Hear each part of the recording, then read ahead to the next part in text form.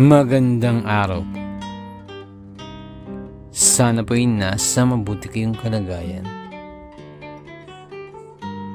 Ako po dito si Obet. At meron na naman po tayong kwentong ibabahagi sa inyo. Ito po'y naganap sa totoong buhay. Minabuti lamang po namin na ibahin ang mga pangalan sa kahilingan na rin po ng nagpadala ng kwento. Pakinggan po natin. Isang construction worker si Gaston. Matagal na siyang nagtatrabaho para kay Engineer C, isang kontraktor ng mga kalsada.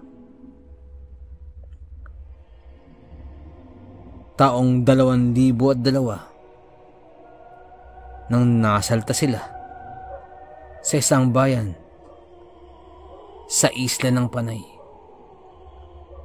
para sa isang proyektong breakwater. Biyernes yun ng hapon nang niyaya sila ng municipal engineer na mag happy at lumabas. Kumain sila sa isang lechonan. Pagkatapos ay nag-inuman. At pagkasapit ng alas 9 ng gabi ay niyaya sila ni engineer sa isang beer house. May mga chicks daw dun na talaga namang nagsisipaggandahan. Natuwa naman sila kung kaya't sumakay silang apat sa pick-up kasama ang dalawang engineer at mga alalay nito at humarurot papunta Bibara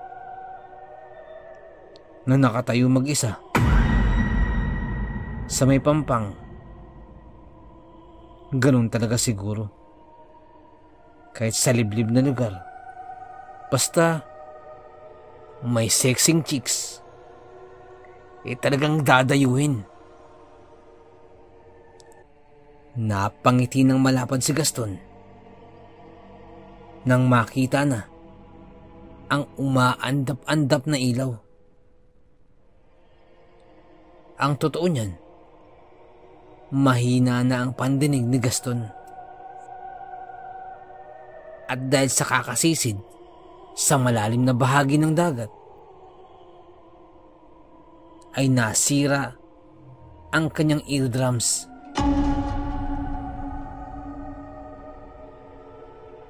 Dahilan upang magkaroon ng depresya ang kanyang pandinig.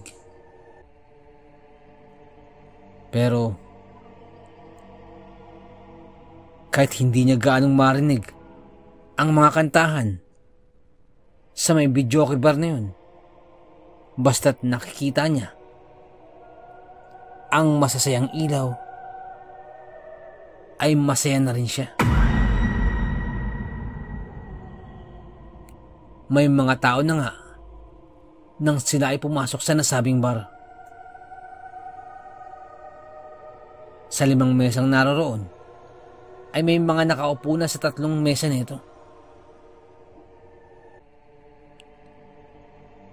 At dun sila umupo sa may bandang sulok at tumingin sa 2 sexing babae na nag-aagawan sa mikropono. Ang totoo,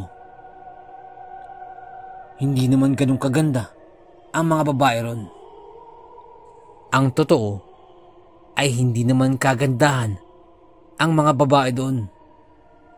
Subalit, dala ng magagandang katawan at patay sinding ilaw, ay tila nabibighani ang mga kalalakihan. Nang maya-maya pa ay may dumating na isa pang babae. At sa pagkakataong ito, napalingon ng lahat sapagkat maganda ang babae.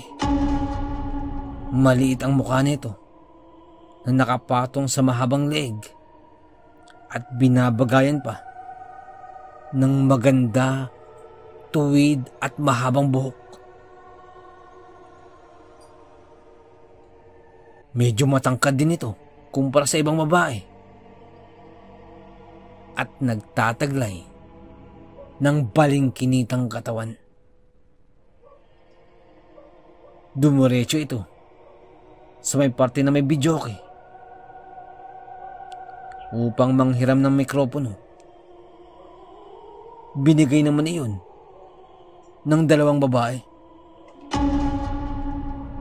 Palakpakan ng lahat nang magsimulang bumirit ang babae.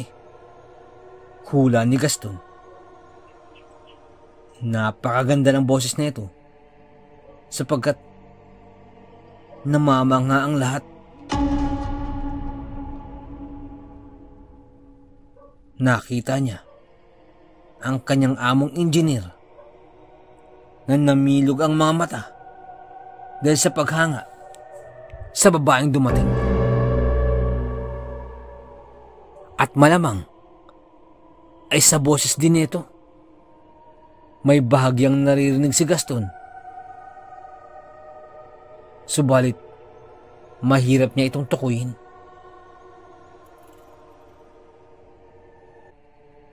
At dahil nga sa ganda ng boses ng babae, hinayaan na ito ng lahat na kumakanta at pinabayaan siyang kumanta ng kumanta.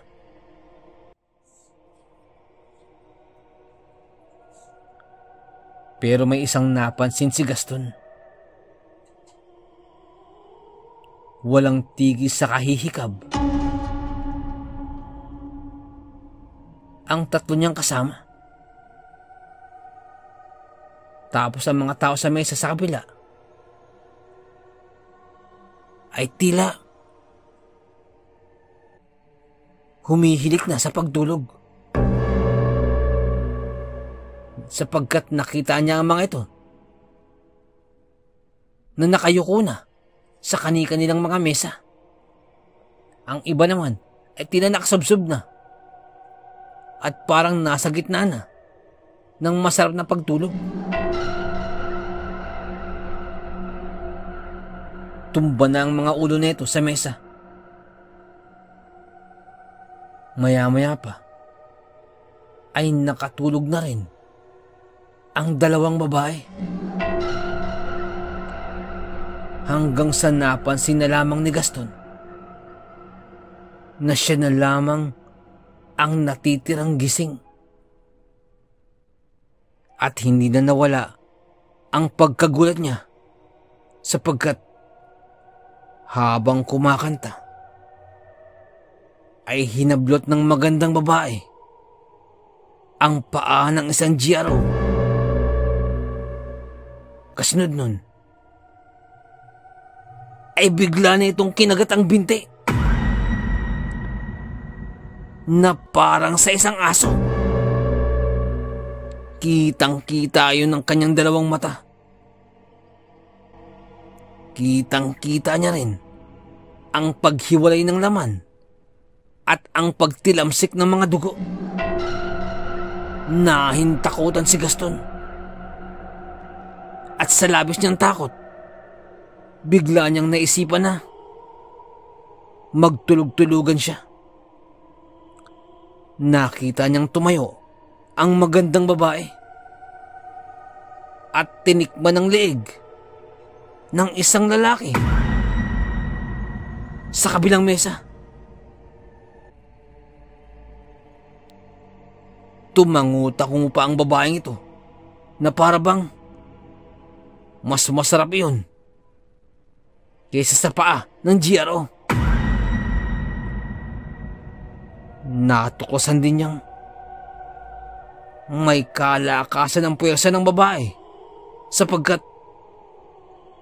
nagmistulang basahan lamang na kinarga nito ang dalawang lalaki. At saka inilabas ng dampa. Sinundan niya ng tingin ng mga ito at nakita niyang dinala ng babae ang dalawa sa dagat. Takot na takot si Gaston at iniisip niyang pagkakataon na niyang tumakas. Tatakbo na sana si Gaston nang biglang bumalik ang babae. Nakabalik agad ito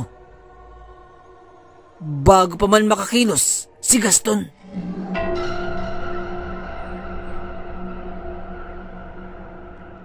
Pagkabalik ng babae ay bumuhat pa ito ng iba pa. At nang papalabas na muli ito ng dampa, ay doon nakaisip si Gaston.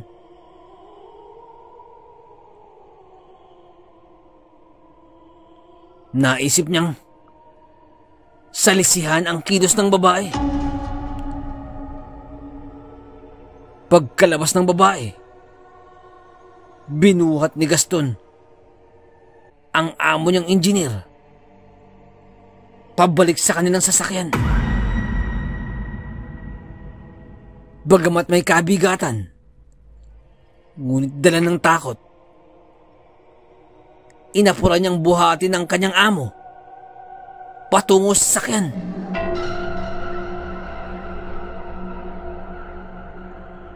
Pagkatapos niyang madala sa sasakyan, binalikan ni Gaston ang dalawa pa niyang kasama. At mabuti na lamang talaga ay hindi napansin ng babae ang pagkawala ng kanilang grupo.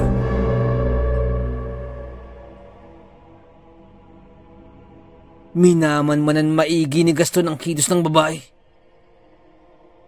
At sa tuwing lalabas ang babae, ay sumasalisi siya at binubuhat ang mga kaibigan. Pagkalapag ni Gaston kay Samson sa likod ng pickup, ay nakaramdam siya na parang may tumapik sa kanyang likuran. Pagkalingon niya, ang magandang babae nasa likuran na niya at nanlilisik ang mga mata nito, dala ng matinding galit at matinding pagkatakam.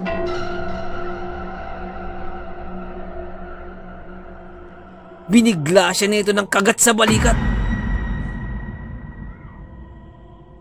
Napahiyaw ng malakas si Gaston. At iyon ang pinakamalakas niyang hiyaw. Kung kaya't narinig ng kanyang kaibuturan. Wala na siyang nagawa pa dahil sa labis na takot at nagpanik na siya. Sa pagkakawag niya, nakapa niya ang bareta na nasa likuran ng pickup. Hinablot niya yun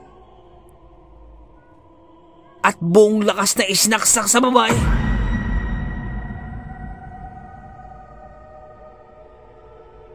Narinig niya kahit papano ang paghiyaw ng babae.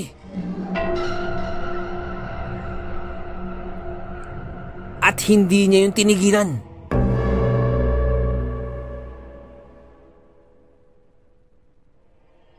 Hindi niya tinantanan ng hampas at tusok ang babae. Hanggang sa tumakbo ito palayo. Bagamat takot na takot,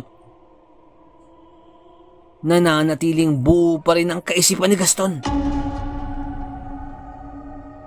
Mabilis siyang sumakay ng pickup at umupo sa driver seat. walang kagatol-gatol na pinatakbo ang pickup. At dumiretso siya sa istasyon ng pulis. Agad naman siyang tinulungan ng mga pulis upang madala sa ospital ang kanyang mga kasamahan. At agad din niyang isinuplong ang naganap sa Bibi Bar.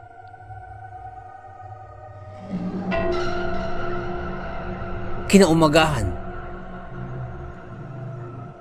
ay nakakuha sila ng balita mula sa pulisya.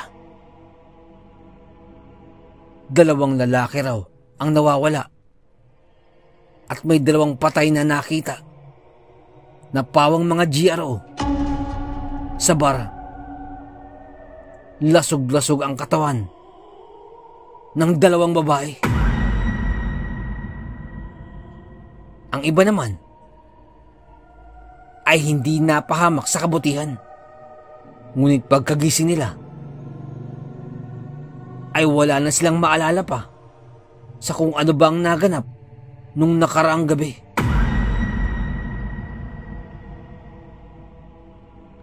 Naisip ni Gaston na baka hindi na nadala ng babae ang iba pa sapagkat dugoan na rin ito ng gabing yun. At dahil nga naligtas niya ang buhay ng kanyang amo, ay ginantimpalaan si Gaston ng kanyang mga amo bilang pabuya. Binilhan siya ng mga ito ng bagong sasakyan. Ikinatuwa naman ito ni Gaston sapagkat ilang araw na din siyang binabangungot dala ng karimari-maring na tagpo kung saan tinitikman ng hindi pang karaniwan na nilalang na yun ang mga GRO.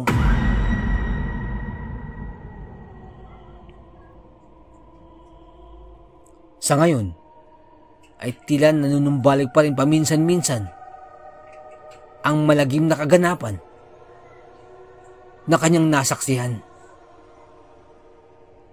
At pilit pa rin itong pinaglalabanan ni Gaston.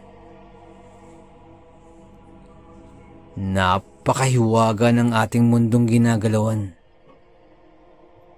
Napakaraming bagay ang mahirap ipaliwanag, pero nagaganap. Hanggang dito na lamang po. Salamat sa pakikinig. Magandang araw po.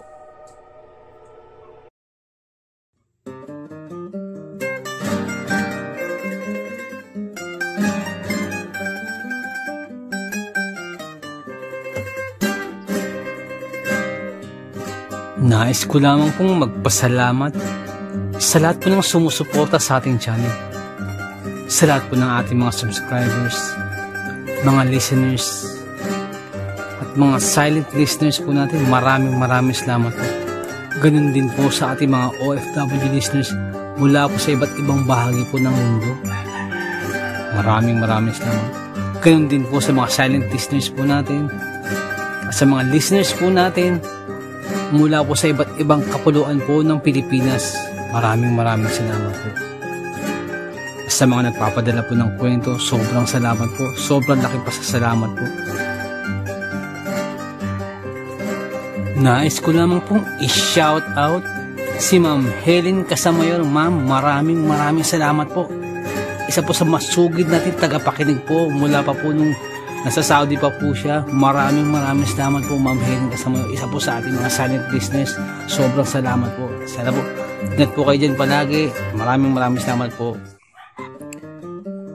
Nais ko lamang pong i-shout out si Boss Marlon ng Di Masalang.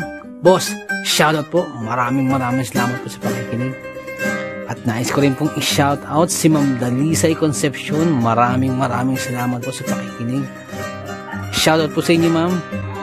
Shout out din po kay Sir Myong Boss, maraming salamat sa pagbisita sa ating channel. Maraming salamat. Kay Sir Myong Herminio Viterbo, shoutout po sa iyo. Ingat po palagi. And also, belated happy birthday po kay Ma'am Annie Apruebo. Belated happy birthday po. More birthdays to come. More blessings and good health. Shoutout po sa inyo. Maraming salamat po.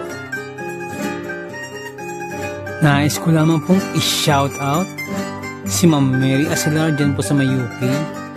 Shoutout din po kay Ma'am Annie Apruebo, kay Ma'am Annie Viloria, at kay Boss Baby Langka. Shoutout po. Maraming salamat po. Shoutout din po kay Ma'am Janet Verga dyan po sa may Qatar. Shoutout po. Kay Ma'am Liza Arcega, shoutout po. Shoutout din po sa Manhattan Hamburger dyan po sa may Bukandala 3, Imus Cavite. Shoutout po sa inyo. Ganun din po kay Boss Fernando Marcos. Shoutout po. Shoutout din po kay Ma'am Christy Harm dyan po sa may Hamburg, Germany. Shoutout po. Ganun din po kay Tata Estong Nestor Bauyon dyan po sa may London, England. Shoutout po. Kay Boss Jing Fensalida, isa po sa ating mga silent listeners, maraming salamat po. At kay Boss Bobby Gonzales at sa Gonzales family, shoutout po. Maraming salamat po, boss. Ganun din po kay Boss Camelo Aroy, shoutout po. Kay Boss Malvin Esquera, boss, shoutout po. Kay Boss Miguel Doris Kibel, shoutout po. Kay Ma'am Imelda Pascua. Kay Ma'am Elizabeth Arnaiz, shoutout po. Kay Ma'am Rosie De Mesa, shoutout po. Kay Boss Haz dyan po sa may Saudi, shoutout po. Salamat din po kay Boss BK. Salamat sa milk tea, shoutout sa iyo. At salamat sa suporta, shoutout po. Salamat din po kay Ma'am Eileen Rodriguez. Shoutout po, ma'am, sa mga suggestion. Maraming salamat po. At sa mga hindi ko po nabanggit, pasensya po muna. Pero sa next time po, i-shoutout po natin yan. Maraming salamat po.